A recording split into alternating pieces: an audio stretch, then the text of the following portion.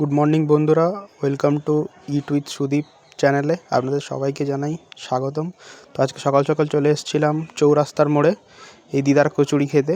দেখতে পাচ্ছেন গরম গরম কচুরি ভাজা হচ্ছে, তেলে চলে গেল এই কচুরি। স্বাদে তো দুর্দান্ত, সেটা না খেলে তো বলে বোঝানো যাবে না। দিদার কচুরি এখন ভাজা চলছে, আপনারা দেখতে থাকুন। নিয়ে নেব এরপর দিদার কাছ থেকে গরম গরম কচুরি, যার স্বাদ ছিল ওফ জাস্ট অসাধারণ। সত্যি বলতে বলে বোঝানো যাবে না, না খেলে। তো দেখতেই পাচ্ছেন ভাজা চলছে আর ওপারে গামলিতে তরকারি রয়েছে। তো দিদার এখানে কচুরি সবাই প্রায় সকালবেলা খেতে আসে এবং যা টেস্ট, তরকারি প্রচুর ভালো টেস্ট, আপনারা না খেলে বুঝতে পারবেন না। তো এই উঠে গেল গরম গরম একেবারে ফুলকো ফুলকো কচুরি, এই ঝাঁকায় চলে গেল। এই চলে আসছে আমার প্লেট, রেডি হচ্ছে, সঙ্গে তরকারি দিয়ে দিল দিদা তরকারি। এবার আমি নিয়ে নেব। তো নিয়ে নিলাম বন্ধুরা, আপনারা দেখতেই পাচ্ছেন।